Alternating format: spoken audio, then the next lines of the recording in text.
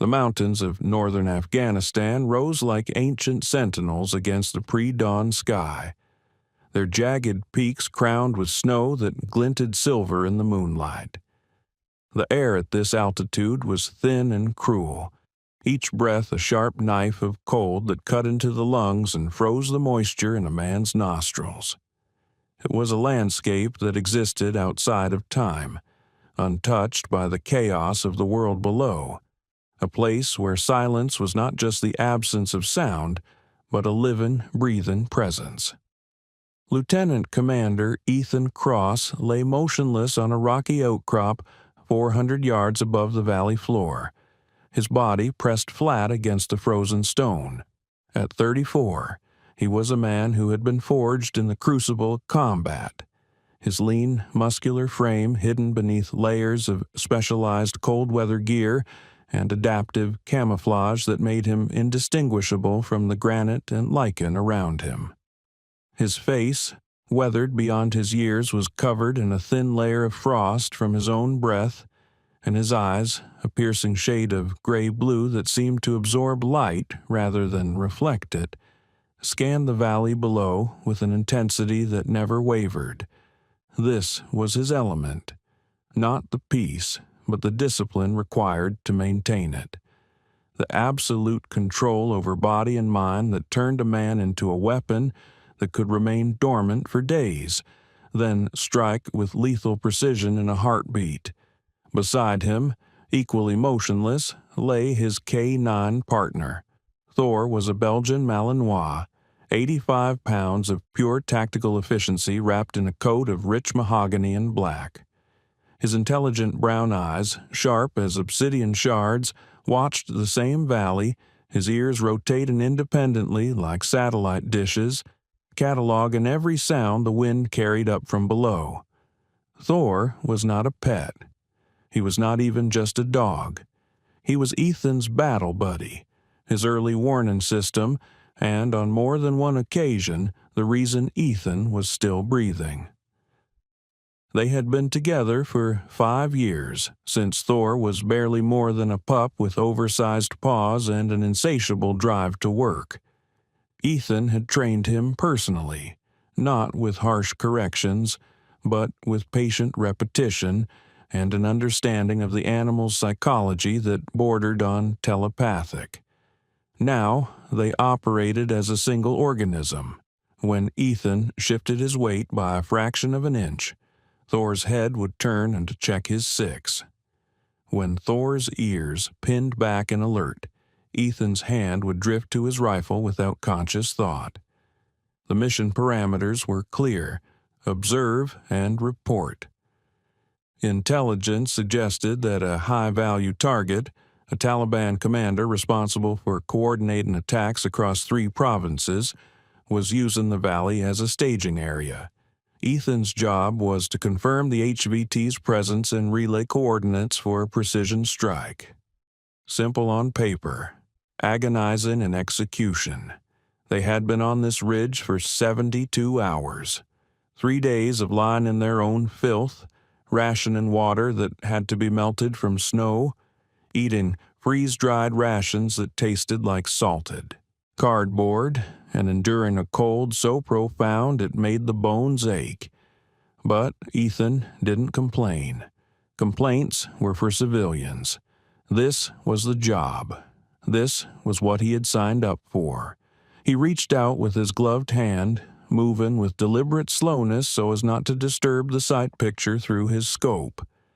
His fingers found the thick fur at the base of Thor's neck, scratching gently.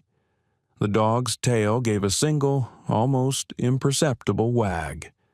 It was their language. I'm here. You're here. We're good. Below them, the compound was beginning to stir. Ethan adjusted his scope, the high-powered optics bringing the scene into sharp focus. The structure was a typical Afghan highland fortification, thick mud walls surrounding a central courtyard, a single heavy wooden gate reinforced with steel plates, and a watchtower on the northeast corner where a lone sentry stamped his feet against the cold, his breath visible in the gray light.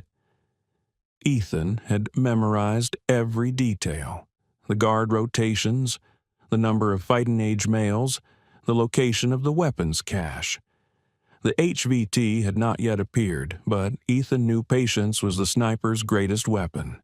The target would show himself. They always did. If you're enjoying this story so far, don't forget to hit the like button and subscribe. Drop a comment telling me where in the world you're watching from. I love hearing from you. What Ethan didn't know, what he couldn't know, was that the mission was about to change in a way that would test not just his skills, but his humanity. Dr. Sarah Mitchell was awake, though calling it wakefulness seemed too generous a term for the gray, pain-soaked fog she existed in. She sat on the dirt floor of a windowless storage room that smelled of mildew, old grain, and fear. Her wrists were bound in front of her with coarse rope that had rubbed the skin raw, leaving dark, crusted lines of dried blood. A blindfold covered her eyes, not because her captors feared she would see something sensitive, but because the psychological torture of darkness was a weapon they wielded with casual cruelty. She was 29 years old, though she felt decades older now. Before her capture, Sarah had been a medical officer with Doctors Without Borders, stationed in Kabul to provide maternal health care to women in one of the most dangerous regions on Earth. She had been warned about the risks. Everyone who worked in Afghanistan understood that the distance between mission and martyrdom was measured in seconds, not miles. But Sarah had believed, perhaps naively, that her humanitarian work would protect her, that even the Taliban would respect the neutrality of a doctor trying to save lives. She had been wrong. 3 weeks ago, her convoy had been ambushed on a remote mountain road. The Afghan police escorts had been killed in the opening seconds of the attack, their blood painting the dusty windows of the Land Cruiser. Sarah had been dragged from the vehicle, screaming, fighting, and ultimately subdued with a blow to the head that had left her unconscious for hours. When she woke, she was here, wherever here was. Her captors had moved her twice, always at night, always hooded. She had lost track of time. Days blurred into nights. The only constants were hunger, cold, and the gnawing terror that each sunrise might be her last. She wasn't naive about her value. She was an American, a woman, and a propaganda tool. They hadn't demanded ransom. They hadn't made political statements. They were waiting for something. She didn't know what, and that uncertainty was its own special kind of torture. Sarah shifted on the hard floor, her back screaming in protest. Her ribs ached from where one of the guards had kicked her 2 days ago when she had refused to eat the moldy bread they had offered. She had learned quickly that resistance only brought pain, but submission brought humiliation. There was no winning move in this game. She thought of her parents in Colorado, her father's laugh, her mother's hands kneading dough in the kitchen. She thought of her younger brother, a college student who had begged her not to go to Afghanistan. "It's not worth it, Sarah," he had said. "You can help people here." But she had been so sure, so convinced that her skills, her compassion, could make a difference. Now, sitting in the dark, listening to the muffled voices of her captors arguing in Pashto outside the door, she wondered if she would ever see home again. She wondered if anyone was even looking for her. The organization had protocols for kidnappings, but she knew the brutal calculus. Aid workers were expendable. Governments didn't negotiate with terrorists. She was, in all likelihood, already dead in the eyes of the world. The door creaked open. Sarah flinched, pulling her knees to her chest instinctively. Heavy footsteps entered the room. A rough hand grabbed her blindfold and yanked it off. The sudden light, Even the dim glow of a kerosene lamp was blinding. She squinted, tears streaming down her face. Standing before her was a man she had come to know only as the commander. He was in his 40s, with a thick black beard shot through with gray and eyes that held no warmth, no humanity. He wore a dark wool packle hat and a heavy coat, and he carried an AK-47 slung over his shoulder as casually as another man might carry a briefcase. He stared down at her with an expression of cold assessment, as if she were livestock being evaluated for slaughter. Then he spoke, his English surprisingly fluent, though accented. "Tomorrow," he said, his voice flat, "you will help us send a message to your government. They have ignored our demands for too long. Your death will remind them that we are not to be dismissed." Sarah's blood turned to ice. She had known this moment was coming, but hearing it spoken aloud made it real, in a way her imagination hadn't prepared her for. "Please," she whispered, hating herself for begging, but unable to stop. "I'm just a doctor. I was helping. Women. Children. I'm not your enemy." The commander's expression didn't change. "You are American," he said, as if that explained everything.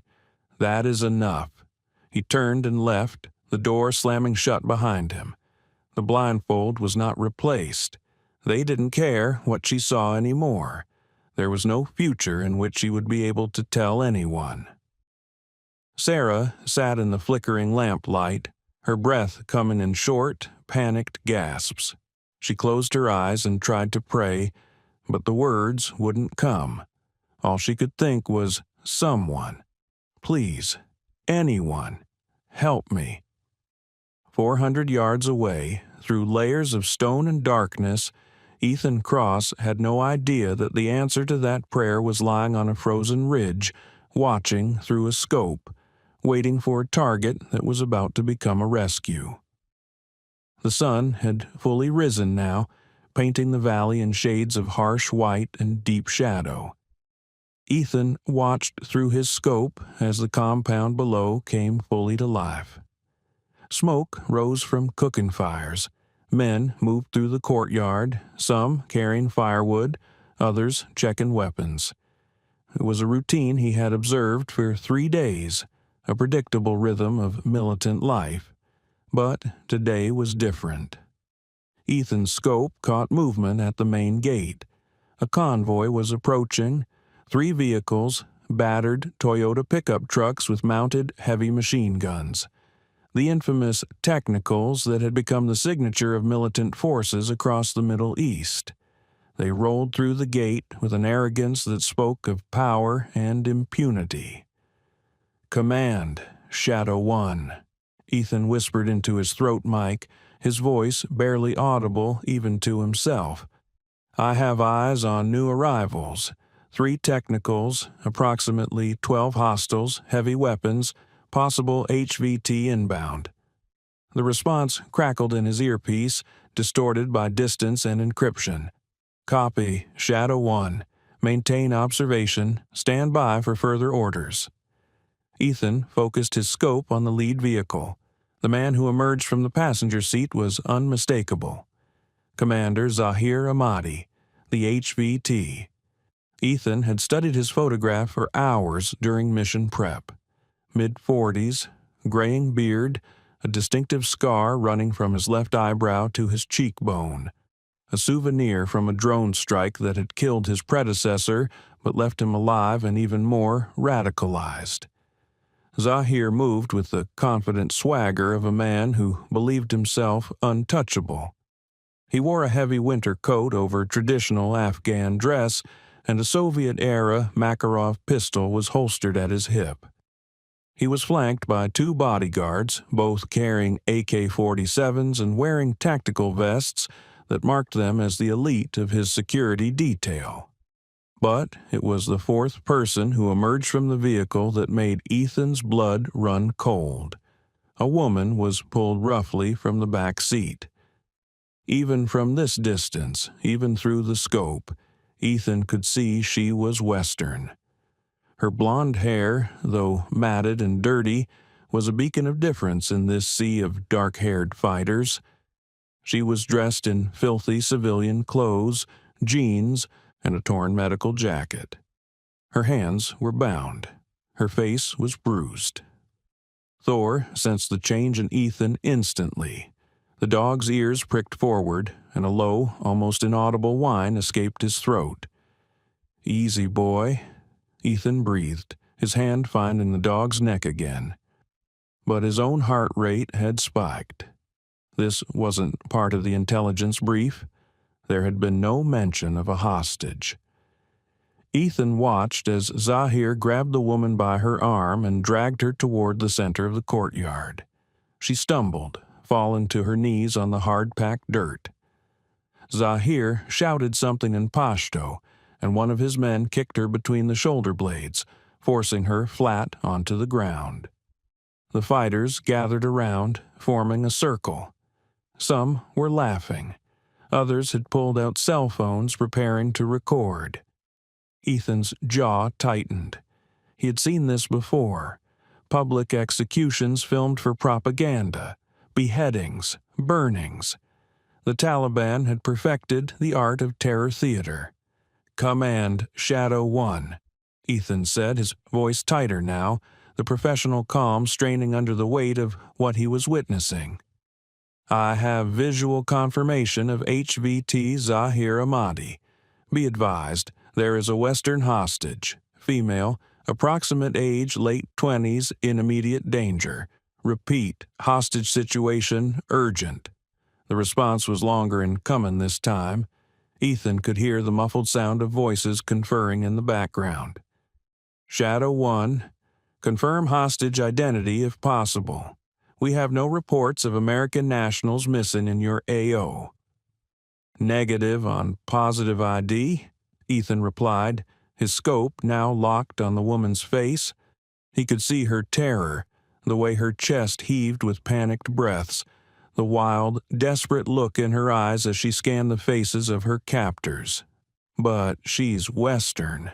Could be European, NGO, medical personnel. She's wearing what looks like a field jacket with a medical insignia." There was another long pause. "Shadow 1, maintain observation. Do not engage. We are working the diplomatic channels. A hostage changes the entire operational profile. Strike is on hold pending further assessment." Ethan wanted to scream into the radio. Diplomatic channels. By the time anyone in an embassy or a command center shuffled papers and made phone calls, this woman would be a headless corpse uploaded to the internet. Below, Zahir was speaking to the gathered crowd. Ethan couldn't hear the words, but the tone was clear. He was making a speech, working the crowd, building to a crescendo. Then Zahir reached to his belt and drew a long, curved knife. The blade caught the morning sun, flashing like a signal mirror. The woman saw it. She began to scream, a raw, primal sound of terror that carried on the wind. She tried to stand, to run, but hands grabbed her, forcing her back down. She fought with the strength of desperation, but there were too many of them. Thor was no longer still. The dog had risen to a crouch, his body vibrating with tension. A low, continuous growl rumbled from his chest. He wasn't watching the compound. He was watching Ethan, waiting for the command that would release him from his trained discipline. Ethan's hand moved to his rifle. His finger found the trigger guard. The shot was clean. 400 yards, minimal wind, stable platform. He could drop Zahir before the blade ever touched her skin, but the mission parameters were clear. Observe only. No engagement without authorization. A single shot would compromise his position, alert every hostile in the valley, and likely result in both his death and the woman's. The professional in him knew this, understood it, accepted it, But the man, the human being who had sworn an oath to protect the innocent, was at war with the operator. Zahir raised the knife. The woman's screams reached a fever pitch. The cell phones were recording. This was it. The moment of execution. The point of no return. Ethan closed his eyes for half a second. He thought of his father, a Vietnam veteran who had once told him, "Son, you'll face moments where the right thing and the smart thing aren't the same. When that happens, you choose the right thing and deal with the consequences." Ethan opened his eyes. He made his choice. "Command, Shadow One," he said, his voice now utterly calm, devoid of emotion. "Be advised, I am declaring imminent threat to civilian life. I am authorizing myself for emergency intervention under ROE Alpha 3. Shadow 1 go inactive." He didn't wait for a response. He knew what it would be. Negative. Stand down. Do not engage. He switched off his radio. He looked down at Thor. The dog's eyes met his, and in that instant, an entire conversation happened in the silence. "Are we doing this?" "Yes, we're doing this. Together, always together." "Thor," Ethan whispered, his voice steady and sure. "We're going to work. You ready, boy?" Thor's tail gave a single, sharp wag. His ears pinned back. His body coiled like a spring. Ethan took a deep breath, settling his heartbeat.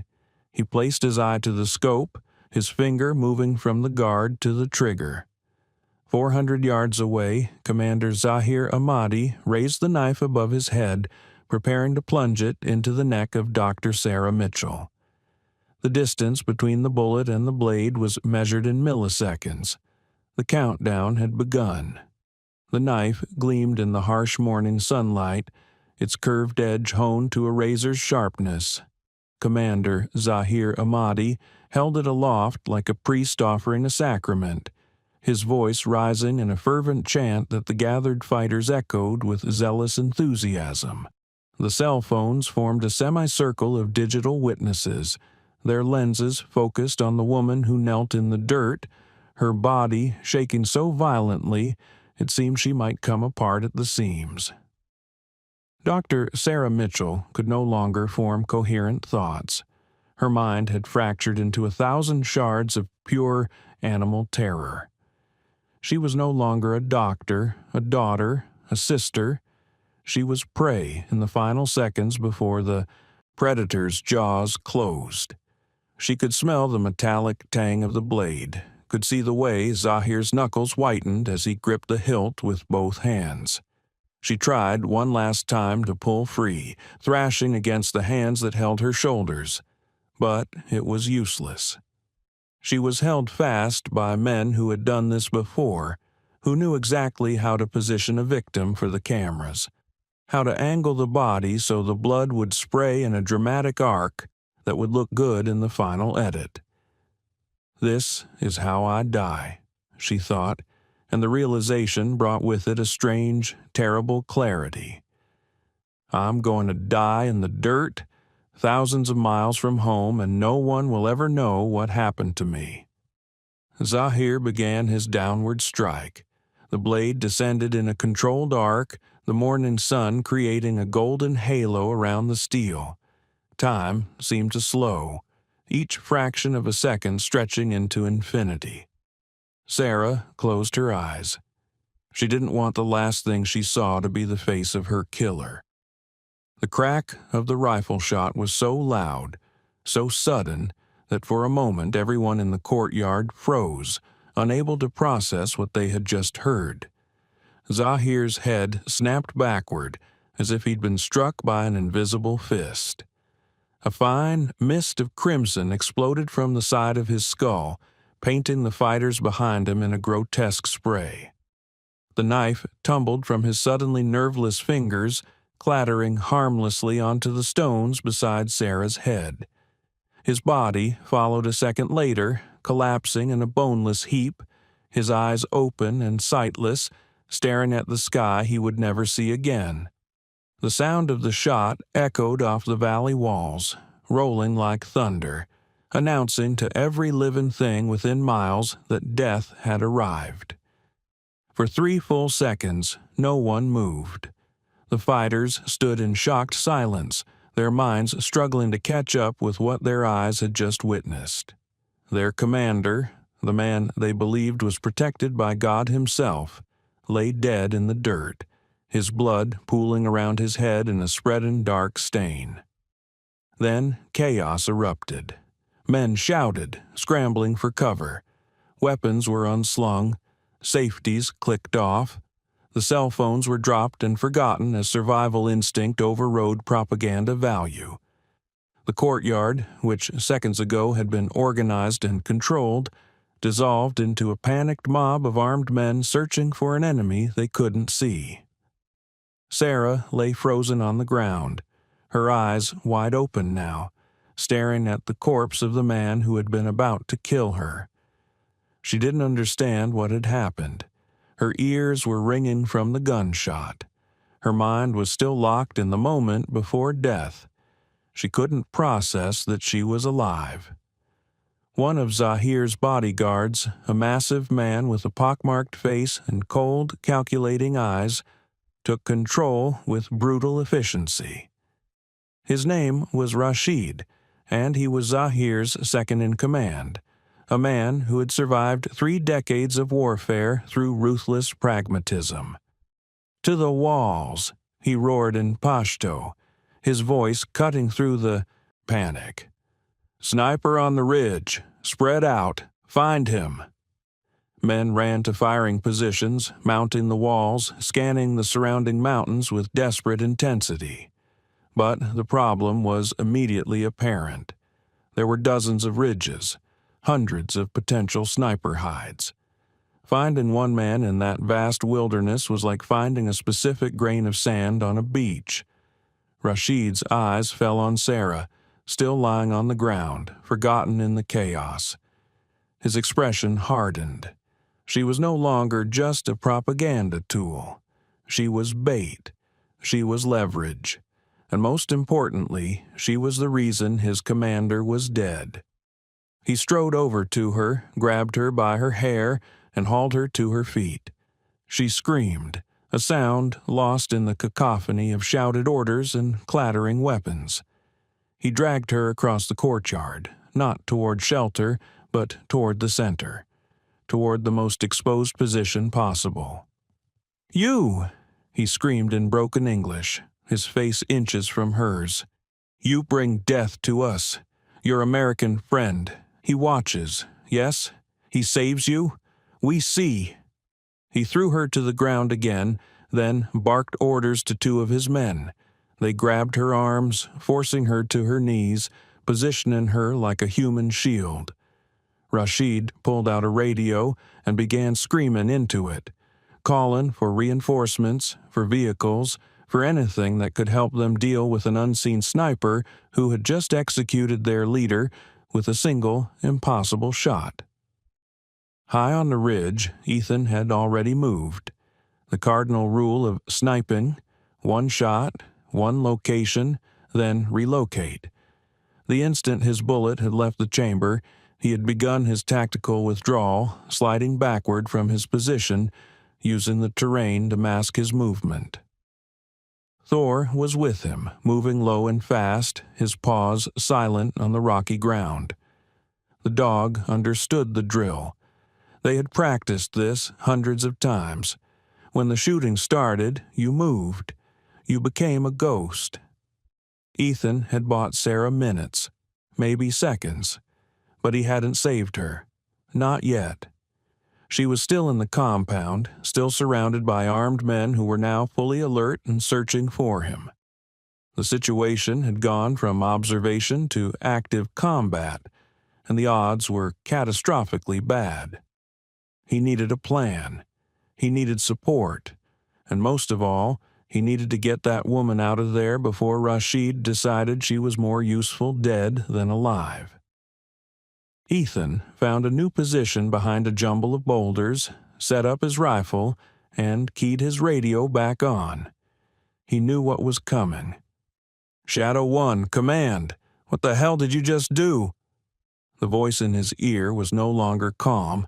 It was fury mixed with panic. "I prevented the execution of an American citizen," Ethan said flatly, his eye pressed to his scope, scanning for targets. "HVT Zahir Ahmadi is confirmed KIA. Hostage is still alive but in immediate danger. I need extraction for 2, myself and the civilian." There was a sound that might have been a curse or a prayer. "Shadow 1, you have compromised your position and violated direct orders. You are 40 clicks from the nearest friendly forces in hostile territory. We cannot, repeat, cannot authorize an extraction op in your current AO. You are to evade, escape, and make your way to RV Point Delta. Alone." "Negative, command," Ethan said, his voice dropping to a tone that brooked no argument. "I'm not leaving her. She is an American citizen in enemy hands. I am declaring this a combat search and rescue. You can send help or you cannot send help, but I'm going down there to get her. Shadow 1, if you go into that compound, you will die.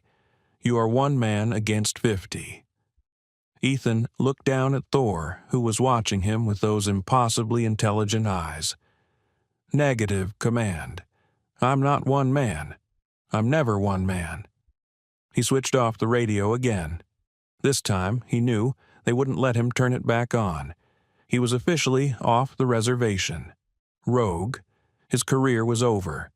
If he survived, he would face a court-martial. But Sarah Mitchell would be alive. Ethan began to move down the slope, Thor at his heels, descending into the valley like an avenging angel wrapped in camouflage and carrying 30 pounds of precision death. The mission had changed. It wasn't about observation anymore. It was about salvation. The descent from the ridge was a controlled fall through a landscape designed by God to kill the unwary. Loose scree slid beneath Ethan's boots, threatening to send him tumbling down the mountain in a bone-shattering cascade. Thorny scrub brush tore at his clothing, and the thin air burned his lungs with each gasping breath. But he moved with the fluid grace of a man who had spent years learning to navigate terrain that would break lesser soldiers. Thor descended beside him, his 4-legged agility giving him a decisive advantage. The dog moved from rock to rock with the confidence of a mountain goat, occasionally glancing back to check on his handler, his tongue lolling out in what might have been a canine grin. Even in the midst of a tactical movement toward almost certain death, Thor was doing what he loved most, working with his human. It took them 12 minutes to cover the distance that would have taken a civilian hiker 2 hours. As they approached the valley floor, Ethan slowed, transitioning from speed to stealth. He was now within 200 yards of the compound, close enough that any noise, any mistake would give away his position. He found cover behind a cluster of wind-twisted junipers and took a moment to assess. His heart was hammering, his breathing elevated, but his hands were rock steady. Years of training and dozens of combat operations had taught his body to function through the adrenaline, to channel the fear into focus. Through his rifle scope, he could see the compound clearly now. The walls were 8 feet high, thick mud brick that would stop small arms fire but wouldn't stand up to anything heavier. There were 3 entrances, the main gate, a small side door in the western wall, and what looked like a storm drain on the eastern side that might be large enough for a man to crawl through. The fighters had organized themselves into a defensive perimeter. 4 men on the walls, scanning the ridges with binoculars, 6 more in the courtyard, weapons ready, nervous and trigger-happy. And in the center, clearly visible, was Sarah Mitchell. They had tied her to a wooden post that had probably been used for tethering animals. Her arms were wrenched behind her back, bound to the post itself, leaving her completely exposed. Rashid stood beside her, his AK-47 held casually, but his posture radiated coiled violence.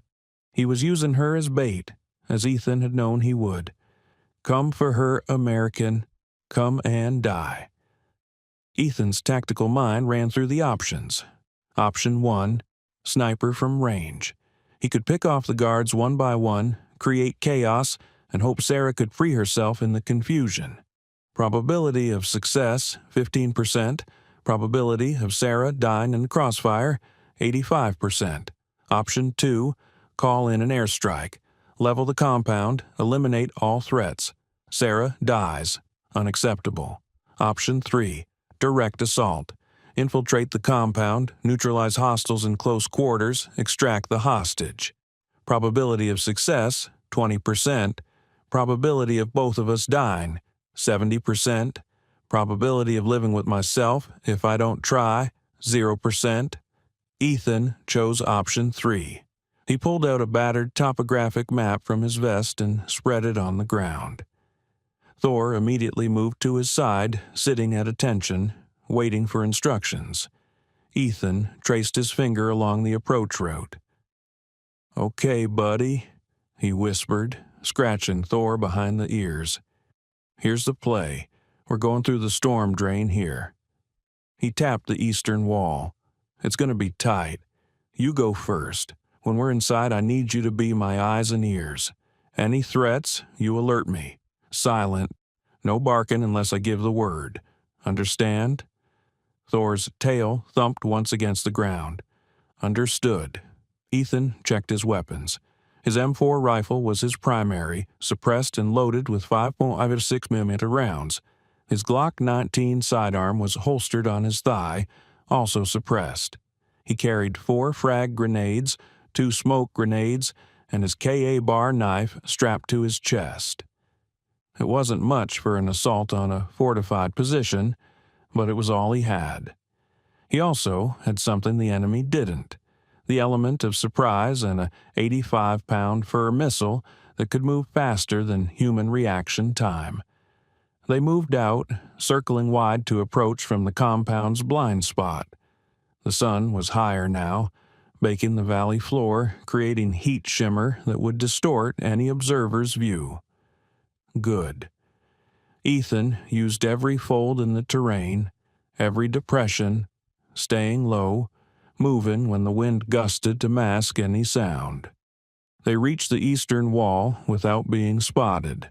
Up close, the mud brick was even more weathered than he'd thought, crumbling in places, held together more by prayer than mortar. The storm drain was exactly where the satellite images had shown it: a circular opening, about 2 feet in diameter, covered by a rusted metal grate.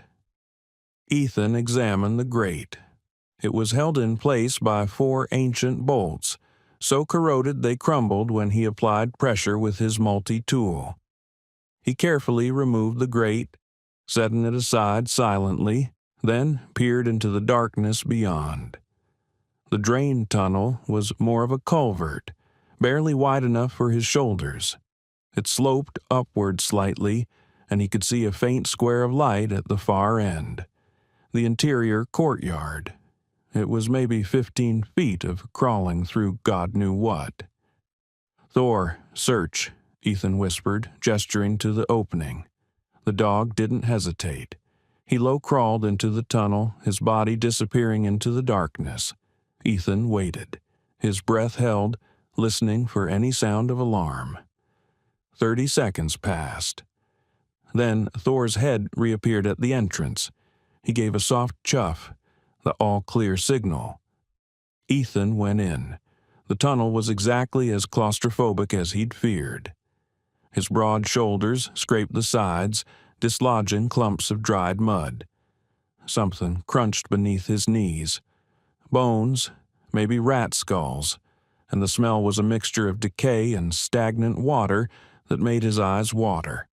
But he pushed forward, inch by inch, until he emerged into the shadowy corner of the compound's interior.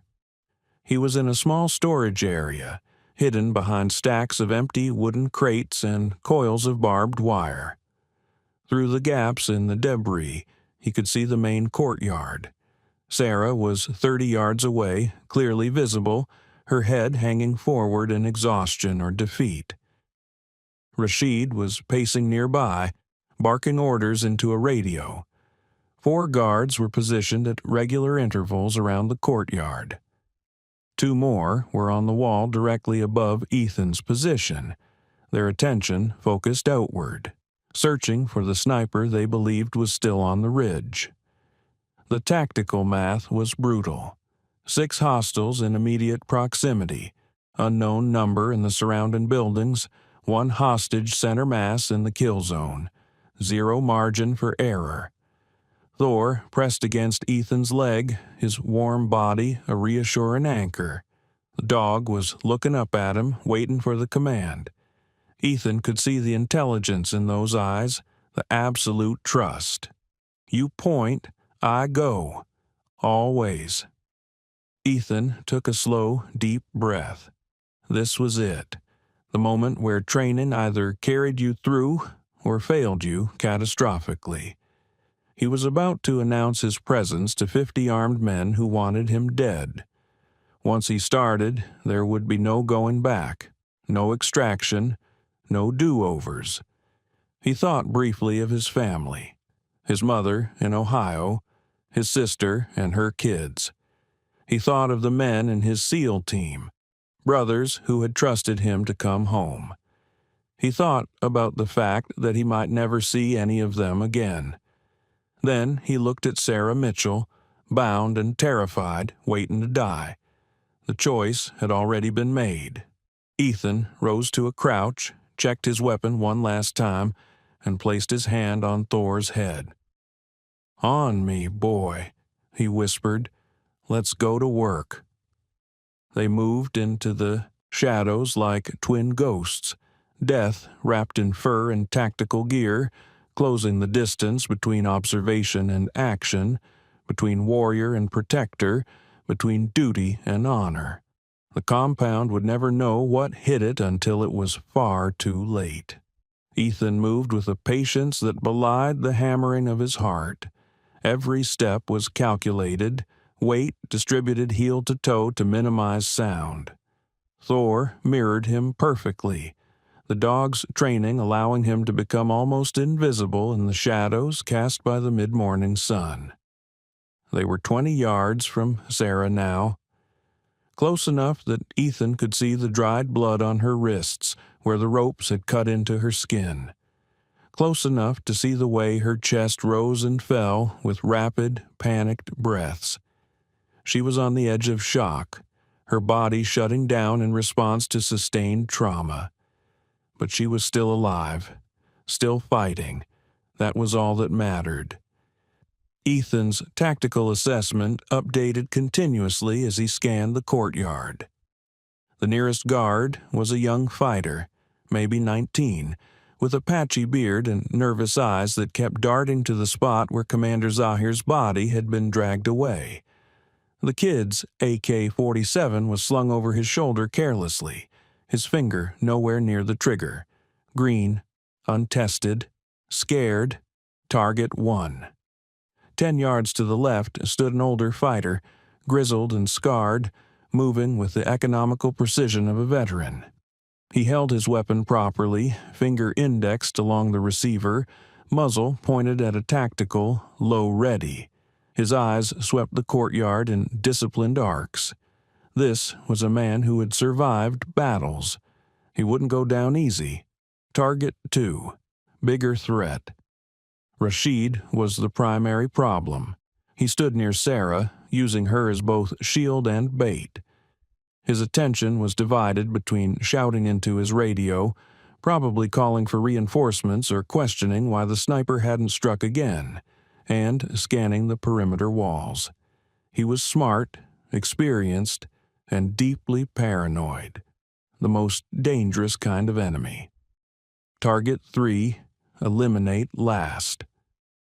The 2 guards on the wall above were focused outward, their backs to the courtyard. They were vulnerable, but not an immediate threat to Sarah. Ethan filed them away as secondary concerns. The geometry of the situation was what mattered. Ethan needed to close the distance, neutralize the immediate threats, and get to Sarah before Rashid could use her as a human shield, or, worse, execute her out of spite. He had one advantage. They were looking for a sniper. Their entire defensive posture was oriented toward long-range threats. They weren't expecting someone inside the wire. That cognitive blind spot would buy him maybe 5 seconds of confusion when he made his move. 5 seconds. In combat, it might as well be a lifetime. Ethan reached the edge of his concealment, a low wall that marked the boundary between the storage area and the main courtyard. Beyond this point, there was no cover, only 30 yards of open ground between him and Sarah. Once he stepped out, every gun in the compound would be pointed at him. He looked down at Thor. The dog's eyes were locked on the young guard. Target 1. Thor had identified the threat without being told. Good boy. Ethan pulled his Glock from its holster. The rifle would come later, for longer engagements. Right now, he needed speed and maneuverability. He press-checked the chamber. Round loaded, ready to fire. The suppressor would muffle the sound, but it wouldn't silence it completely. The first shot would announce his presence. After that, it was pure chaos management. Ethan made his decision. He would initiate with Thor. "Thor," he whispered, his voice barely audible. "See him?" He pointed subtly at the young guard. The dog's body tensed, coiling like a spring. "Wait for it," Ethan breathed. His hand hovered near Thor's tactical vest, ready to release him. The young guard shifted his weight, turning slightly away, reaching for a cigarette from his pocket. His AK-47 swung loosely on its sling. Perfect. "Thor," Ethan commanded, his voice like a blade. "Hit!" The Belgian Malinois exploded from the shadows with terrifying speed. 85 pounds of muscle and fangs crossed the distance in less than 2 seconds. The young guard had just enough time to look up, his mouth opening in surprise before Thor launched himself through the air. The dog didn't go for the throat. That was Hollywood nonsense. Thor hit the guard's weapon arm, his jaws clamping down on the forearm with 235 pounds per square inch of bite force. Bone cracked. The guard screamed, a high, thin sound of absolute terror and agony. His AK-47 clattered to the stones as he fell backward, Thor's weight driving him to the ground. The veteran fighter, Target 2, reacted instantly. His weapon came up, muzzle tracking toward the source of the scream. But Ethan was already moving. He stepped out from cover, his Glock raised in a perfect isosceles stance, sight picture clear despite the adrenaline flooding his system. 2 shots, thip, thip. The suppressed rounds sounded like hands clapping. The first shot took the veteran in the center of mass, punching through his vest and into his heart. The second shot, fired a fraction of a second later, caught him in the throat as he was falling. The fighter collapsed without firing a single round, his weapon clattering uselessly beside him. Rashid spun toward the sound, his eyes widening as he saw the impossible, an American soldier standing in the middle of his compound, a smoking pistol in hand, death incarnate wrapped in multicam. For one frozen instant, their eyes met. Ethan saw Rashid's hand move toward Sarah, saw the intention crystallize, kill the hostage. "Don't," Ethan said. It wasn't a shout. It was a command, spoken in a voice that had ordered men into battle and had been obeyed without question. Low, authoritative, absolute. Rashid hesitated, not out of obedience but out of calculation.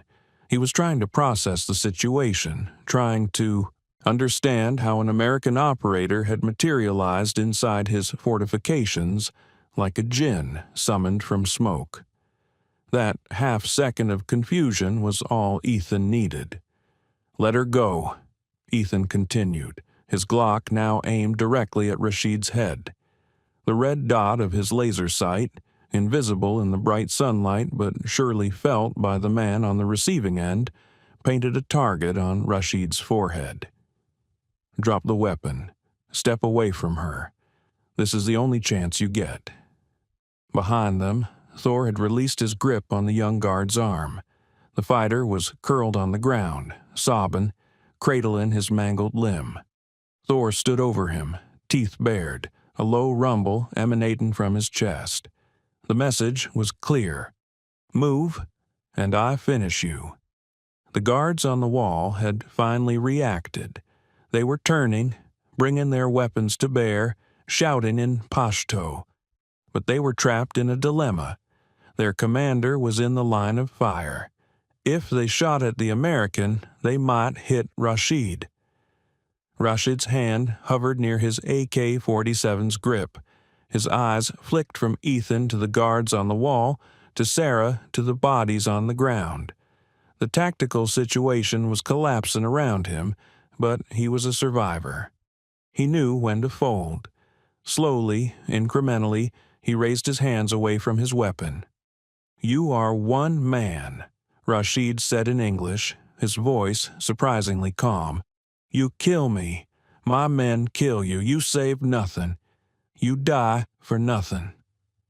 "Maybe," Ethan replied, his voice flat, "but you'll be dead first. And honestly, I'm okay with that trade." Sarah, who had been frozen in shock, finally registered what was happening. She lifted her head, her eyes finding Ethan's through the blur of tears and blood. She saw the American flag patch on his shoulder. She saw the seal trident on his chest. She saw salvation, impossible and real, standing in the dust and the blood. "You came," she whispered, her voice broken. "You actually came." Ethan didn't take his eyes off Rashid. "Yes, ma'am, and we're leaving together. That's a promise." The standoff held for 3 more seconds. Then Rashid smiled. It was a terrible smile, full of knowledge that Ethan didn't yet possess. "You are too late, American," Rashid said. "My reinforcements are already here." Ethan heard it then. The sound he had been dreading. The distinctive whine of engines. Multiple vehicles approaching fast. The cavalry was coming, but it wasn't Ethan's. The sound of approaching engines grew louder, a mechanical growl that echoed off the compound walls.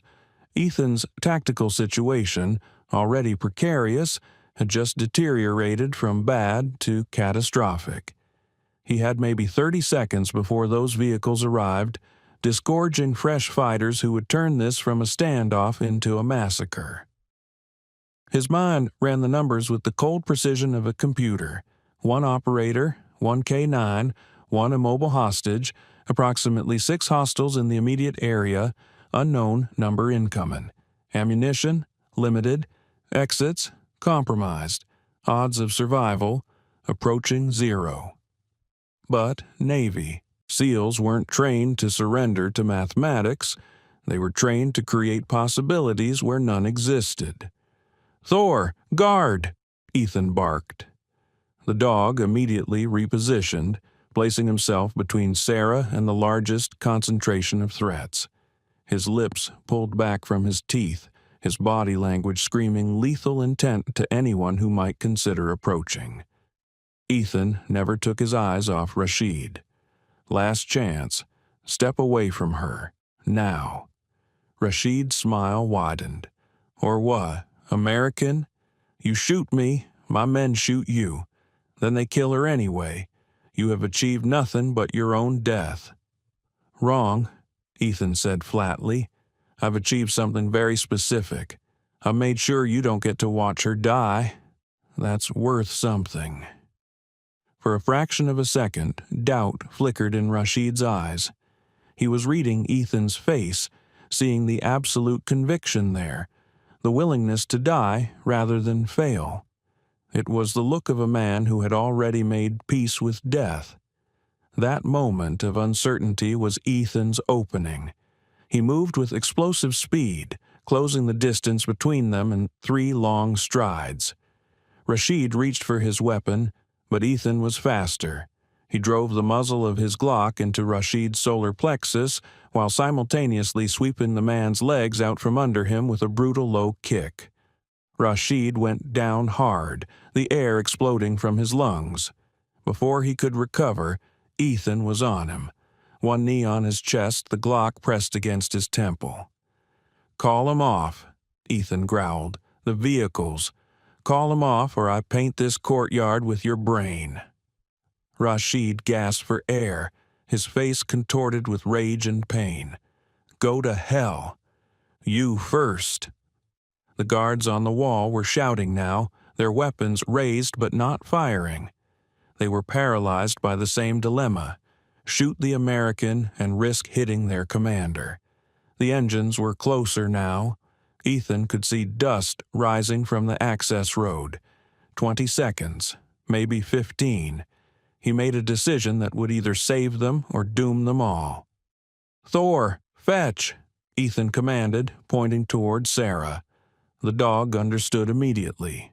He ran to Sarah's post, his powerful jaws finding the ropes that bound her wrists. He began to gnaw, his sharp teeth designed by evolution to tear flesh, now working to sever hemp fibers. If this story has you on the edge of your seat, make sure to subscribe and turn on notifications so you never miss stories like this. Your support means everything and helps me bring you more incredible true stories of courage and loyalty. "What are you doing?" Rashid hissed, seeing his leverage being systematically destroyed. "Changing the equation," Ethan replied. He grabbed one of the flashbang grenades from his vest. It wasn't a frag. He couldn't risk the shrapnel hitting Sarah or Thor, but the concussive blast and blinding light would buy him precious seconds. The ropes snapped. Sarah's arms fell forward and she nearly collapsed, her muscles cramped from hours of being bound. Thor immediately positioned himself beside her, his body supporting her weight. "Can you walk?" Ethan called out, still pinning Rashid. Sarah nodded weakly, though her legs were shaking. I think so." "Then you're about to run faster than you've ever run in your life." The first vehicle crested the rise, a technical with a mounted heavy machine gun. The gunner was already traversing the weapon toward the courtyard. Ethan pulled the pin on the flashbang, cooked it for 2 seconds, then hurled it toward the main gate with the accuracy of a major league pitcher. "Close your eyes," he roared. "Now!" He rolled off Rashid, grabbed the man's AK-47, and threw himself toward Sarah and Thor, covering their bodies with his own. The grenade detonated with a sound like the hand of God slapping the earth. The flash was so bright it created shadows at noon, searing after images into the retinas of anyone foolish enough to be looking. The concussive wave rattled windows, kicked up a cloud of choking dust, and momentarily deafened everyone in the compound. Ethan was moving before the echoes faded. He pulled Sarah to her feet, supporting her weight with one arm while keeping Rashid's AK-47 up with the other. "Run! East wall! Move! Move! Move!" Sarah stumbled forward, her legs barely working, but pure adrenaline was now flooding her system. Thor ran beside her, occasionally pressing against her legs to keep her upright, guiding her through the chaos. The guards on the wall were screaming, temporarily blinded, firing wildly. Bullets zinged through the air, sparking off stones, but the shots were panicked and uncontrolled. Ethan returned fire in controlled 3-round bursts, not trying to kill but to suppress, to create enough chaos to mask their escape. They reached the storm drain. Ethan had already planned for this. He grabbed Sarah by her shoulders, forcing her to look at him through her tears and confusion. "Tunnel, crawl, fast as you can. Don't stop until you're outside. Thor will lead. Do you understand?" She nodded, unable to speak. "Thor, escort," Ethan commanded. The dog immediately entered the drain. Sarah followed, dropping to her hands and knees and crawling into the darkness. Ethan could see her disappear into the shadows, hear her panicked breathing echoing in the confined space. Behind him, the courtyard was recovering. The flashbang's effects were wearing off. Rashid was on his feet, screaming orders. The technical was rolling through the gate, its machine gun seeking targets. Ethan grabbed his last smoke grenade, popped it, and threw it into the courtyard. Thick gray smoke began billowing out, creating an instant fog that reduced visibility to arm's length. He turned and dove into the tunnel, army crawling with his rifle slung across his back, pushing himself forward with his elbows and knees. The tunnel was even tighter than he remembered, his shoulders scraping the sides, but he forced himself through with desperate strength. Behind him, he heard the chatter of automatic weapons fire. Bullets punched through the smoke, sparking off the walls. One round hit the tunnel entrance, sending a spray of concrete chips into his face. He ignored it, focused only on the square of light ahead that marked freedom. He emerged into the sunlight 20 seconds later, rolling to the side as Sarah collapsed against the exterior wall, gasping for air. Thor was standing guard, his hackles raised, watching the compound entrance. "Can you run?" Ethan asked, hauling Sarah to her feet. "I don't know." "You can," he said, his voice brooking no argument, "because if you can't, we both die right here. So you can run. Now prove it." Something in his tone, the absolute authority, the refusal to accept failure, penetrated Sarah's exhaustion. She nodded, setting her jaw. "Good. Follow Thor. He knows where we're going." "Thor, home," Ethan commanded, pointing toward the ridge. It wasn't actually home, but it was the direction of safety, and the dog understood the intent. Thor took off at a loping run, not his full speed but a pace Sarah could theoretically match. She followed, stumbling at first, then finding her rhythm. Ethan brought up the rear, running backward half the time, his weapon up, covering their escape. The first pursuers emerged from the compound 30 seconds later. They saw the fleeing figures and opened fire. Bullets kicked up dust around Ethan's feet. He dropped to one knee, sighted, and fired back. 2 3-round bursts. Both found their targets. 2 men went down, and the rest dove for cover. Ethan ran. His lungs burned. His legs screamed. The thin mountain air was like breathing through a straw. But he ran, and Sarah ran beside him, and Thor ran ahead of them, and together they raced toward the ridge that represented their only chance of survival. Behind them, engines roared to life. The technicals were coming. On this open ground, with their heavy weapons, they would cut the fleeing trio to pieces. Ethan's mind was already 3 steps ahead, calculating trajectories and timing. They weren't going to make it to the ridge before the vehicles caught them. The math was brutal and final, which meant he needed to change the terrain. "Keep running," he shouted to Sarah. "Don't stop no matter what." He turned and ran at an angle, away from Sarah and Thor, drawing the pursuit toward himself. The lead technical saw him and adjusted course, the gunner traversing the heavy machine gun. Ethan ran for a cluster of boulders near the base of the ridge, the same position where he'd staged his assault. He dove behind cover just as the machine gun opened up. 50 caliber rounds pulverizing the rock face, sending splinters of stone flying like shrapnel. He waited, counting seconds, letting the gunner waste ammunition. When there was a pause, the inevitable moment when the belt needed to be reloaded, Ethan popped up and fired his AK-47 not at the gunner, but at the Technical's front tire. The tire exploded. The vehicle slewed hard to the left, the driver overcorrecting, and the Technical rolled, tumbling over itself in a catastrophic crash that threw the gunner clear. The vehicle came to rest on its side, smoke pouring from the engine. One down. The second Technical was smarter, staying at range, using its mobility to circle. But the terrain was Ethan's ally now. The rocky ground forced the driver to slow, to pick his path carefully. Ethan used the time to reload, pulling a fresh magazine from Rashid's vest, a vest he'd stripped during the chaos and thrown on over his own gear. He had maybe 90 rounds left. Not enough, not nearly enough. He looked up the slope. Sarah and Thor had made good distance, maybe 200 yards. They were climbing now, using the rocks for cover. Good. If they could get to the ridge, they could disappear into the mountain's maze of canyons and caves. The Technicals couldn't follow there. The second Technical found its angle and opened fire.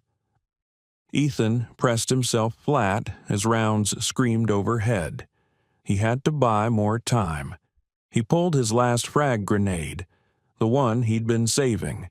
He waited until the Technical made its next pass, calculated the trajectory, stood, and threw. The grenade arced through the air, tumbling end over end.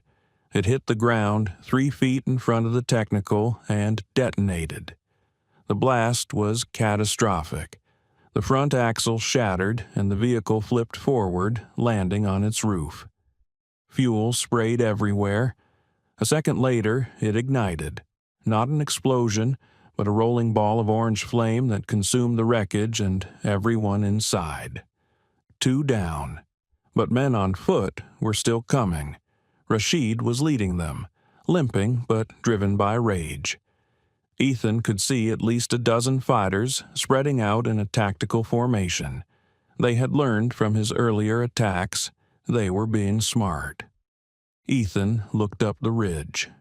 Sarah had stopped, looking back at him. He could see her face even at this distance, the indecision, the guilt. She was thinking about coming back for him. "No," he whispered, even though she couldn't hear. "Don't you dare." Thor, sensing her hesitation, grabbed her jacket in his teeth and pulled. The dog understood what Sarah didn't. If she came back, Ethan's sacrifice would be meaningless. Sarah hesitated one more second, her hand reaching toward him across the impossible distance. Then she turned and climbed, disappearing into the rocks. Ethan felt something release in his chest. She was safe. That was all that mattered. He turned back to face Rashid and his men. They were 100 yards out now, close enough that he could see the hatred on Rashid's face. Ethan checked his ammunition. 60 rounds, maybe 70, against 12 men. The tactical side of his brain informed him with cold precision that he was about to die. The human side of his brain responded, worth it. He sighted in on the first target. Then the world exploded, not from enemy fire, from above. The sound was a scream of turbines and rotor wash. 2 Apache attack helicopters crested the ridge, flying so low their landing skids nearly touched the rocky peaks. They dropped into the valley like predatory birds, their chin-mounted cannons already tracking targets. "Shadow 1, this is Warhawk 3, a voice crackled in Ethan's earpiece. His radio, which he thought he'd turned off, apparently had other ideas. "We have eyes on multiple hostiles in pursuit. Requesting permission to engage." Ethan stared at the helicopters, his mind struggling to process what he was seeing. Command had sent them.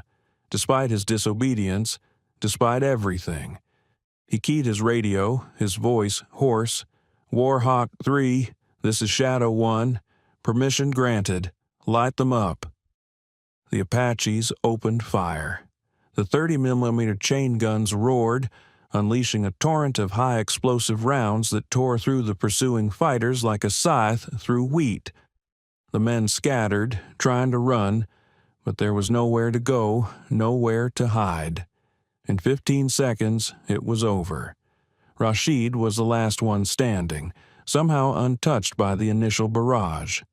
He looked up at the helicopters, then at Ethan, his face a mask of disbelief and defeat. He raised his weapon, pointing it at Ethan.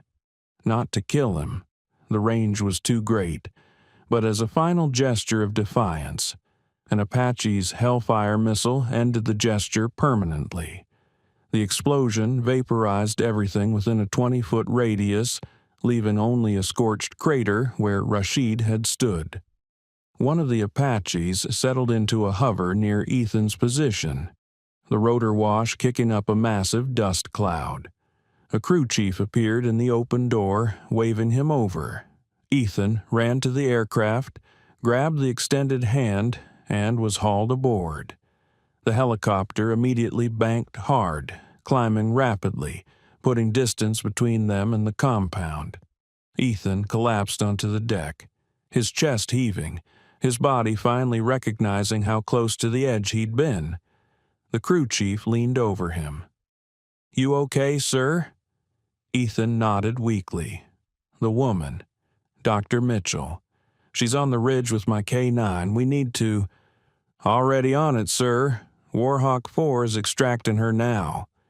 Ethan looked out the open door and saw the second Apache hovering near the ridge. A rescue harness was being lowered. He could just barely see Sarah being helped into it by a crew member who had fast roped down. And beside her, sitting calmly as if being airlifted off a mountain was just another day at the office, was Thor. Relief flooded through Ethan so powerfully it brought tears to his eyes. They had done it. Against every odd, every calculation, every logical prediction. They had won. The flight back to forward operating base Salerno took 40 minutes, but for Ethan it felt like both an eternity and an instant. He spent the time in silence, his mind replaying the operation, cataloging mistakes and near misses, the way soldiers always did after combat. The crew chief offered him water and an MRE, but he could barely keep anything down. The adrenaline crash was hitting hard. When they touched down on the FOB's landing pad, Ethan was met by a sight he'd been dreading. Commander Marcus Thorne, his commanding officer, standing at the edge of the LZ with his arms crossed and an expression that could melt steel. But beside him stood Sarah Mitchell, wrapped in an emergency blanket, her face cleaned of blood and dirt. She looked small, fragile, and utterly exhausted, and pressed against her leg, sitting at perfect attention, was Thor. Ethan stepped off the helicopter, his legs unsteady. He walked toward them, trying to prepare some kind of explanation for Commander Thorne, some justification for having gone rogue and nearly started an international incident. But Sarah moved first. She broke away from the medic who was trying to guide her toward the medical tent, stumbled forward, and threw her arms around Ethan. She buried her face in his tactical vest and sobbed. Not delicate tears, but raw, body-shaken sobs of release and gratitude and delayed shock. "You came for me," she choked out between gasps. "I thought I was going to die. I thought no one cared, but you came." Ethan stood frozen for a moment, his arms at his sides, unsure how to respond. Comfort wasn't exactly covered in SEAL training, but slowly, carefully, he put his arms around her, awkward and stiff but genuine. "Yes, ma'am," he said quietly. "That's what we do. We don't leave people behind."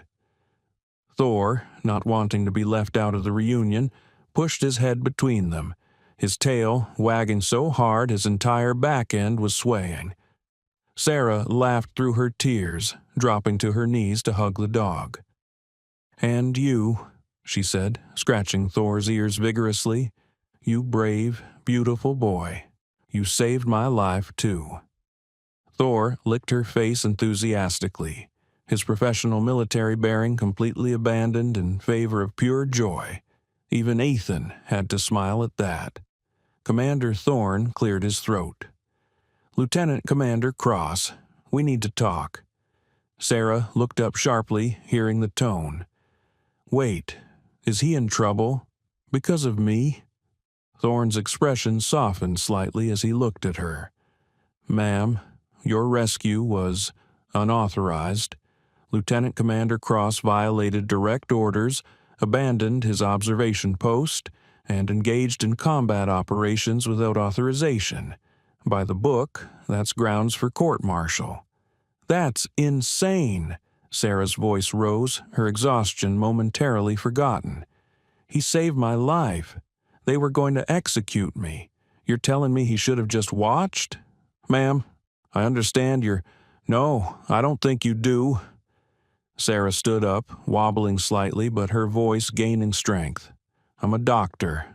I've worked in 7 conflict zones.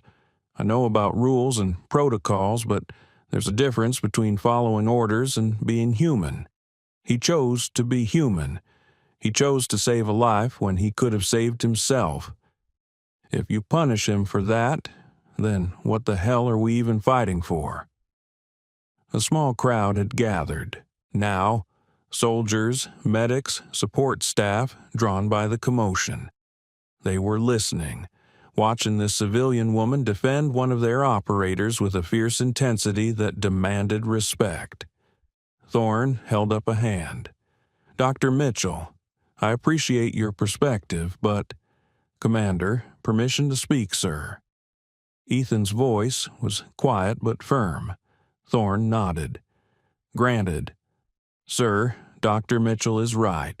I violated orders. I knowingly compromised my mission.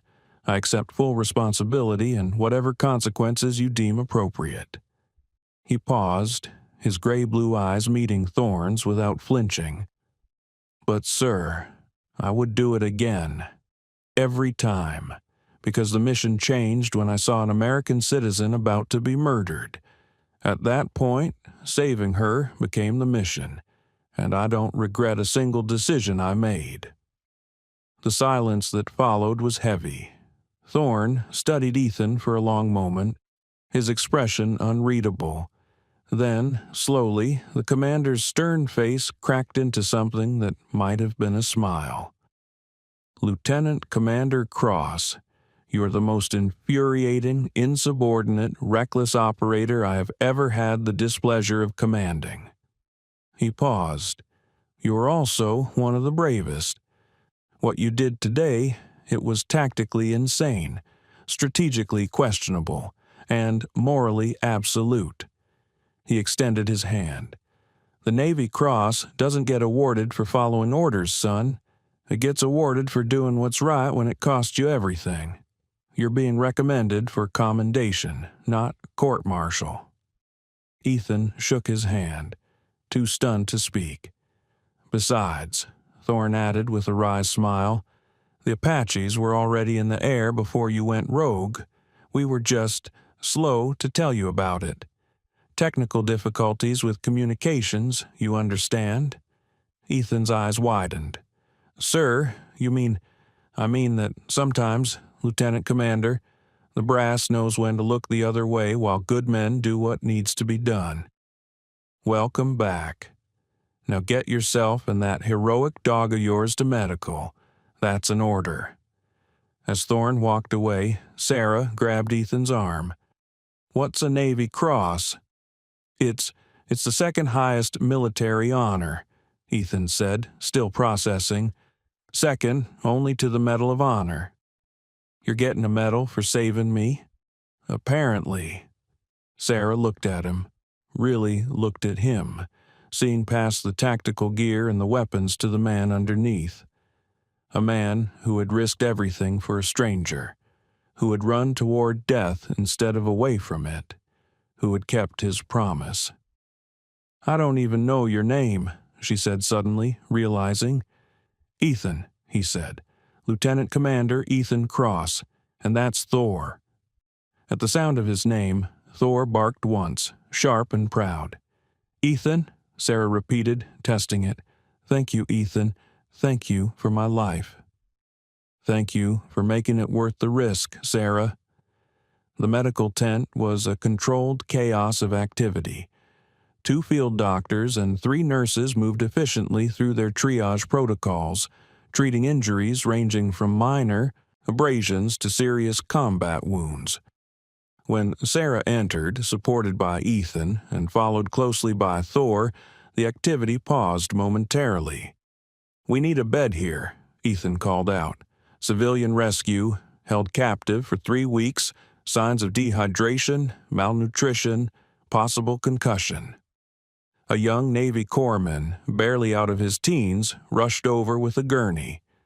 "Right here, sir. Ma'am, if you can just sit down."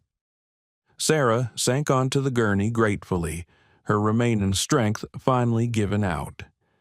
Now that she was safe, truly safe, her body was shutting down all the emergency systems that had kept her functioning. Her hands were shaking uncontrollably. "Thor, stay," Ethan commanded softly. The dog immediately sat beside the gurney, his warm presence a comforting anchor. Dr. Jennifer Hayes, the senior medical officer, approached with a tablet and a gentle smile. She was in her 40s, with kind eyes that had seen too much suffering to be shocked by anything. "Dr. Mitchell," she said warmly, "yes, we know who you are. Doctors Without Borders has been moving heaven and earth trying to find you. You're going to be okay. Let's get you checked out." As Dr. Hayes began her examination, Ethan stepped back, giving them space. But Sarah's hand shot out, grabbing his wrist. "Don't go," she said, her voice small and frightened. "Please, I can't be alone. Not yet." Ethan looked at Dr. Hayes, who nodded. "It's fine. PTSD protocol actually suggests a familiar presence for recent trauma victims." She gave Ethan a knowing look. "I assume you're the familiar presence?" "Yes, ma'am." "Then pull up a chair, Lieutenant Commander." Ethan sat, keeping his hand in Sarah's. Her grip was desperate, her knuckles white. Thor shifted closer, resting his chin on the edge of the gurney so Sarah could feel his warm breath. Dr. Hayes worked efficiently, checking vitals, examining wounds, asking questions in a calm, steady voice. Sarah answered mechanically, her eyes fixed on Ethan's face as if he were a lighthouse in a storm. "Dehydration, definitely," Dr. Hayes murmured. "Malnutrition. These ligature marks on your wrists are infected. We'll need antibiotics. The bruising on your ribs suggests impact trauma, possibly from being struck. I'm ordering a CT scan to rule out internal injuries." As she worked, Sarah began to talk. Not in response to questions, but as if a dam had broken. "They kept me in the dark," she whispered. "For days, weeks. I lost count. I didn't know if it was day or night. I didn't know if anyone was looking for me. I thought my parents would never know what happened, that I'd just disappear like so many others." Ethan squeezed her hand gently. "Your parents know you're alive now. They're being contacted as we speak." "I heard them talking," Sarah continued, her voice distant, remembering. "They were arguing about how to kill me. Some wanted to make it quick. Others wanted to make it last, to film it." Her breath hitched. "I was so scared. I was so angry that I'd been stupid enough to think I was safe, that I'd come to help and ended up just being another victim." "You're not a victim," Ethan said firmly. "Victims don't survive 3 weeks in captivity. Victims don't keep fighting even when they're tied up and facing execution. You're a survivor, Sarah. There's a difference." She looked at him, tears streaming down her face. "I heard the gunshot. When you shot their commander. For a second, I thought the bullet was for me. I thought they'd decided to kill me. And then he just fell." Her voice broke. "You saved me. You were so far away, and you saved me anyway." "That's the job," Ethan said simply. "No." Sarah shook her head violently. "No, it's not. I've worked with military personnel all over the world. I know the protocols. I know about acceptable losses and mission parameters. You broke the rules for me. You could have died. Thor could have died." She reached down to scratch the dog's ears. "You weren't supposed to come for me?" "Sure I was," Ethan replied, his voice gentle but certain. "The only rule that matters is the one that says we don't leave people behind. Everything else is just paperwork." Dr. Hayes finished her examination and stepped back. "Dr. Mitchell, physically, you're going to recover. The wounds are superficial. The infections are treatable. But psychologically," she paused, "I'm recommending you stay here for at least 48 hours before we medevac you to Landstuhl. You need stabilization, both physical and mental." Sarah nodded numbly. "I'm also recommending a trauma counselor. What you've experienced—" "I'm a doctor," Sarah interrupted. "I know the symptoms. PTSD, hypervigilance, nightmares, flashbacks. I'll deal with it." "Will you?" Dr. Hayes asked gently. "Because dealing with it means accepting help. Not just medical help, but emotional help." Sarah's grip on Ethan's hand tightened. She looked at him, then at Thor, then back at the doctor. "Can they stay?" she asked, her voice breaking. "Can they stay with me? Just for a little while?" Dr. Hayes looked at Ethan. "Lieutenant Commander?" Ethan nodded. "We're not going anywhere, Sarah. You're part of the team now. Teams don't abandon their own." Thor, as if understanding the conversation, gave a soft woof of agreement and rested his paw on the gurney. Sarah finally allowed herself to fully break down, her body shaking with sobs of relief and release. But she wasn't alone. Ethan sat beside her, a steady presence, while Thor kept watch, and Dr. Hayes quietly arranged for a private recovery room where a doctor, a SEAL, and a heroic K-9 could help piece together a broken soul. Outside the medical tent, the sun was setting over the mountains of Afghanistan, painting the peaks in shades of gold and crimson. Another day was ending. Another mission was complete. But for Sarah Mitchell, a new day was just beginning. A day where she was alive, where she was safe, and where she had learned that even in the darkest places, heroes still existed. And sometimes they brought their dogs. 3 months later, Walter Reed National Military Medical Center, Bethesda, Maryland. The physical therapy room was filled with morning light that streamed through floor-to-ceiling windows. Sarah Mitchell walked on a treadmill at a modest pace, her body rebuilding strength after weeks of captivity, followed by weeks of recovery. Beside the treadmill, keeping perfect pace, trotted Thor, his tongue lolling out in what looked like a canine grin. "He doesn't have to be here, you know," the physical therapist said, watching the dog with amusement. "You're cleared for independent exercise." "I know," Sarah replied, smiling, "but he insists." It was true. Thor had become her shadow during her recovery. After Ethan had returned to his team for debriefing and mission prep, he'd arranged for Thor to remain stateside, assigned to protection detail for Sarah during her rehabilitation.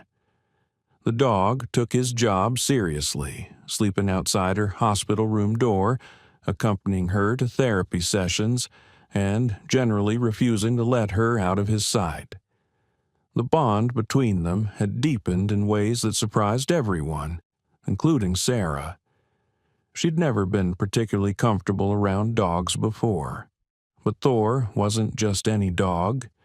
He was the embodiment of loyalty, the physical manifestation of the promise Ethan had made. We don't leave people behind. "How are the nightmares?" the therapist asked casually, checking Sarah's heart rate. "Better," Sarah admitted. "Still there, but better. Having Thor helps. When I wake up panicking, he's there. It's hard to be scared when you've got 90 pounds of protective dog basically lying on top of you." The therapist laughed. Unorthodox, but effective. Sarah glanced at the clock. "Is he here yet?" "Last I checked, he was in the waiting room. Apparently caused quite a stir when he walked in, wearing his dress uniform." Sarah's heart rate spiked. Not from exercise, but from anticipation. She hadn't seen Ethan in person since Afghanistan, though they'd talked by video call twice a week. His team had been deployed on back-to-back missions. But today was special. Today was his award ceremony. She finished her workout, showered, and changed into the dress she'd bought specifically for this occasion. A simple navy blue sheath that made her look professional and pulled together, even if she still felt fragile on the inside. When she entered the waiting room, she saw him immediately. Lieutenant Commander Ethan Cross stood with his back to her, looking out the window at the manicured grounds. He wore his navy dress blues, the uniform pressed to razor-sharp perfection, the seal trident gleaming on his chest. He looked every inch the warrior he was, disciplined, powerful, dangerous. But when he turned and saw her, his stern military bearing softened into something gentler. "Sarah," he said, and there was genuine warmth in his voice. "Ethan." She crossed the room, and for a moment they just stood there. Two people who had shared the most traumatic and transformative experience of their lives, trying to figure out how to exist together in the normal world. Then Sarah did what felt natural. She hugged him, not the desperate, clutching embrace of a victim, but the strong, grateful hug of a friend. "You look good," Ethan said when they separated. "Healthy." "You look terrified," Sarah replied, smiling. "Is the big bad Navy SEAL scared of an award ceremony?" "Absolutely," Ethan admitted without shame. "Give me hostile territory and enemy combatants over a room full of admirals and press any day." Thor, who had been sitting politely during the reunion, finally couldn't contain himself. He pushed between them, demanding attention from his handler. Ethan dropped to one knee, greeting the dog with the kind of affection usually reserved for family. "Hey, buddy, I heard you've been doing good work, taking care of our girl." Thor's tail wagged so hard it created a small windstorm. "He's been amazing," Sarah said. "Ethan, I don't know how to thank you. For everything. For saving me. For giving me Thor. For calling me every week to make sure I'm okay." "You don't have to thank me," Ethan replied, standing. "Just keep getting better. That's all the thanks I need." "Will you have to take him back?" Sarah asked, the question she'd been dreading. "Thor, I mean, when you deploy again." Ethan was quiet for a moment. "I've been thinking about that. Thor's done 8 years of combat deployments. He's earned his retirement. And honestly," he looked down at the dog, then back at Sarah, "I think he's already chosen where he wants to be." Sarah's eyes widened. "You mean?" "I mean, he's yours, if you want him. Official adoption through the military working dog retirement program. He'd be a civilian dog, just with a really impressive resume." Tears sprang to Sarah's eyes. She knelt down, wrapping her arms around Thor's neck. "Of course I want him. Of course." "Good," Ethan said, his voice gruff with emotion. "Then it's settled. Besides, I'm pretty sure he'd refuse any other assignment at this point. He's already made it clear you're his new mission." The awards ceremony took place in the base's ceremonial hall, a grand space designed to honor heroes. Sarah sat in the front row, Thor lying calmly at her feet, despite the crowd of military personnel and dignitaries. Admiral Richardson, a man with 4 stars on his collar and a chest full of medals earned over 3 decades of service, stood at the podium. "Ladies and gentlemen," he began, "we are gathered here today to recognize extraordinary courage in the face of impossible odds. Lieutenant Commander Ethan Cross and his military working dog, Thor, executed a solo rescue operation deep in enemy territory, saving the life of an American civilian while under direct fire from approximately 50 hostile combatants." The Admiral went on to detail the operation, and Sarah listened with a mixture of pride and horror, hearing for the first time the full extent of what Ethan had risked. When ordered to stand down, Lieutenant Commander Cross made a decision that reflects the highest values of the United States Navy and the SEAL community. He chose to act, knowing it might cost him his career, his freedom, or his life. That is the definition of moral courage. Ethan was called forward. He walked with the controlled grace of a predator, every movement economical and precise. He stood at attention while the Admiral pinned the Navy Cross to his uniform, a bronze cross suspended from a blue ribbon with white stripes. "For extraordinary heroism in combat," the Admiral read from the citation. Lieutenant Commander Cross displayed exceptional valor, tactical brilliance, and an unwavering commitment to the protection of American lives. His actions represent the finest traditions of the United States Naval Service. The room erupted in applause. Sarah found herself crying, unable to contain the overwhelming gratitude and pride she felt for this man who had given her back her life. When the ceremony concluded, Sarah made her way through the crowd to Ethan's side. He looked uncomfortable with all the attention, clearly wishing he could disappear. "How does it feel to be a hero?" Sarah asked. "Honestly, weird," Ethan admitted. "I just did what any SEAL would do." "That's not true, and you know it," Sarah replied. "You did what you thought was right, even when it cost you everything." "It didn't cost me everything," Ethan said, looking at her meaningfully. "It gave me something I didn't know I needed." "What's that?" "Perspective, purpose, a reason to remember why I signed up in the first place." He paused. "And a friend. I gained a really good friend." Sarah smiled. "So what happens now? What's next for the decorated war hero?" "Actually," Ethan looked almost embarrassed, "I'm retiring. 20 years of service, and I think it's time. I've been thinking about what comes after the uniform. Maybe using these skills for something other than war." "Like what?" "Like training K-9s for veteran PTSD programs. Like teaching survival skills to at-risk kids. Like figuring out who Ethan Cross is when he's not Lieutenant Commander Cross." He looked at her. "What about you? Back to Doctors Without Borders?" Sarah shook her head slowly. "I don't think so. At least, not for a while. I'm thinking about trauma counseling for people who've been held captive, who've experienced terrorism. I figure I've got some relevant experience." "You'd be amazing at that," Ethan said sincerely. They stood together in comfortable silence for a moment, two people who had been broken and were slowly putting themselves back together, piece by piece.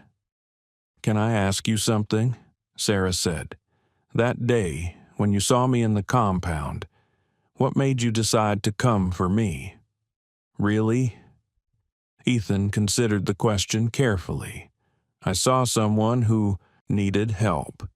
someone who didn't deserve what was happening to her. And I realized that all the missions, all the operations, all the tactical objectives, they don't mean anything if you can't look yourself in the mirror and know you did the right thing when it counted.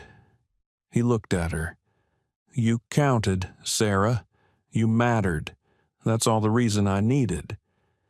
Thor, sensing the emotional weight of the conversation, stood and pushed his head between them, his tail wagging.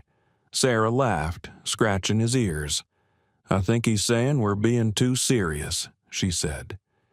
He's probably right, Ethan agreed.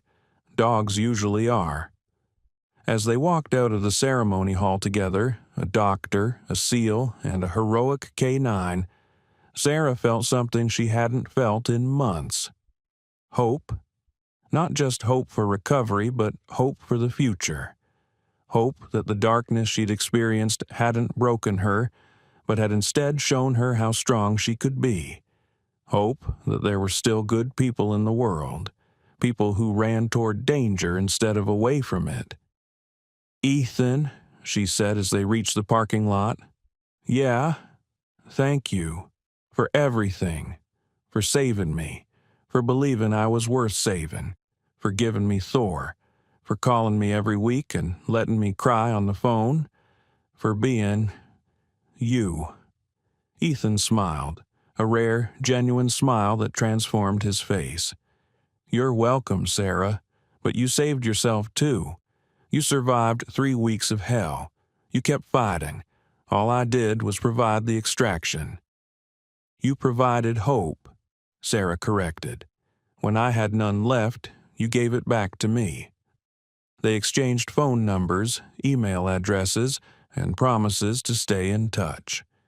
As Sarah drove away with Thor in the passenger seat, his head out the window, tongue flapping happily in the wind, she looked in the rearview mirror and saw Ethan standing in the parking lot, watching them go. He raised his hand in a small wave. She waved back. And as she drove toward her new life, a life that included therapy, healing, and a very special dog, Sarah Mitchell understood a truth that would stay with her forever. Heroes aren't the people who don't feel fear. They're the people who feel it and act anyway. They're the people who see someone in need and say, "Not on my watch." They're the people who keep their promises, even when it costs them everything. And sometimes, if you're very lucky, those heroes have 4 legs and unconditional loyalty. Sometimes they save your life and change it forever. Sometimes they remind you that even in the darkest places, light still exists. You just have to be brave enough to look for it. Thank you so much for watching until the end. If this story touched your heart, please share it with someone who needs to be reminded that heroes still exist.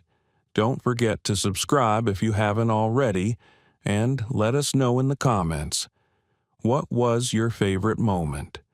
Was it Thor's unwavering loyalty, Ethan's impossible rescue, or the moment justice was served?